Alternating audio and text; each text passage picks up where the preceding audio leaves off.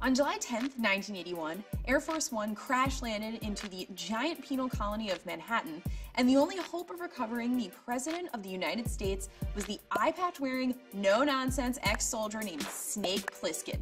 Yes, fans, this is the story of who Kurt Russell and John Carpenter would team up to escape from New York.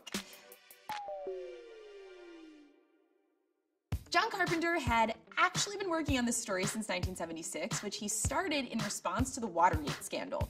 By 1980, he'd built up enough influence thanks to the success of Halloween that he could actually make the film.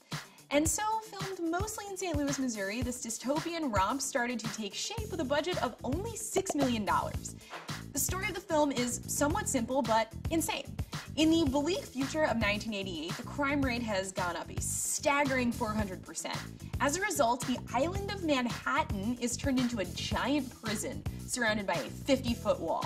Prisoners are sent for life with no chance of escape. That's what makes things so difficult when the US president crash lands on his way to a peace summit. But the president is also, for some reason, handcuffed to a briefcase which contains the secret to solving power generation using nuclear fusion. The president escapes using Air Force One's escape pod, which I don't know if that exists, but is quickly taken hostage by the crime lords of the colony. His only hope lies with Kurt Russell's Snake Plissken, a former Special Forces soldier who was arrested after trying to rob the Federal Reserve. Give me the paper. When you come out? Before. I told you I wasn't a fool, Plissken. Call me Snake. Plissken's mission is to save the president and the briefcase, and just to make things harder for him, he's injected with explosives that will go off after 22 hours. If he succeeds in time, he'll get a presidential pardon, and the explosives will be neutralized. So, it's nuts and amazing. After a hair-raising trip into Manhattan on a stealth glider, Snake manages to deal with the island's residents and criminals to find the president and also run afoul of a fierce adversary known as the Duke, played by Isaac Hayes. Don't cross the Duke. Everybody knows that.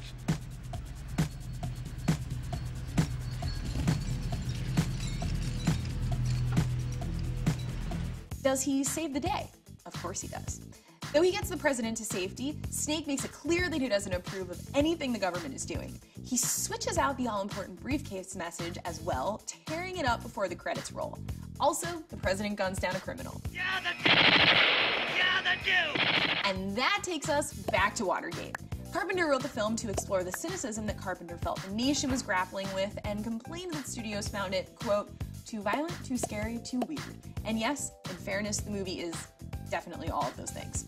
Though Charles Bronson and Tommy Lee Jones were wanted by the studio to take on the role of Snake, Carpenter wanted Russell from the beginning. Russell was eager to shed a lightweight image he'd acquired by appearing in a few comedies, Captain Ron for Life, and described Snake as a mercenary whose style of fighting is a combination of Bruce Lee, the Exterminator, and Darth Vader with Eastwood's vocalness. The things like that come out now. Russell did his best to stay in character between takes, but did have to remove the trademark eye patch due to issues with depth perception. The movie's small budget meant the movie could not be shot in New York itself, a very expensive city, so location manager Bob Bernardi was sent across the country to look for, quote, the worst city in America. And that turned out to be East St. Louis, which had its fair share of old buildings and burnt-out rubble. Aside from the decaying filth of inner Manhattan, Carpenter also needed to get a second look into the film, that of the higher-tech, neon-colored police state. A young James Cameron did several matte paintings to achieve this, and also served as one of the film's DPs. He was instrumental in crafting one of the film's most iconic sequences, the computer readout of Snake's initial stealth flight into the city.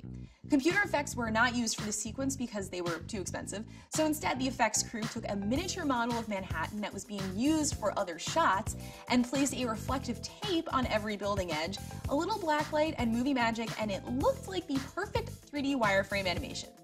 New York City's Liberty Island was used for shooting pivotal sequences, but mainly the cast and crew endured 2.5 months of night shoots in St. Louis, during which Carpenter and his crew persuaded the city to occasionally shut off power for 10 blocks at a time. Oh, and also, it should be noted that Carpenter composed and performed most of the film's score himself. The film opened to positive reviews and had a summer domestic gross of $25.2 million. Audiences loved the adventures of Snake Plissken, with both cyberpunk pioneer William Gibson and game designer Hideo Kojima calling it a big influence on their work. It was successful enough to get a sequel in 1996, Escape from LA. The sequel earned about the same amount as the first film, and though it had a much higher budget, critics and audiences did not enjoy the sequel nearly as much. This movie is a fantastic example of how a great genre movie doesn't need a huge budget to succeed. All it needs are creative solutions and some bold innovations that don't take themselves too seriously. Most of it shouldn't work, but it does. We're grateful for that. Snake Plissken's dystopian adventures continue in multiple comic books, but are his cinematic adventures over for good? We'll just have to wait and see. I really hope not, though. I love Kurt Russell.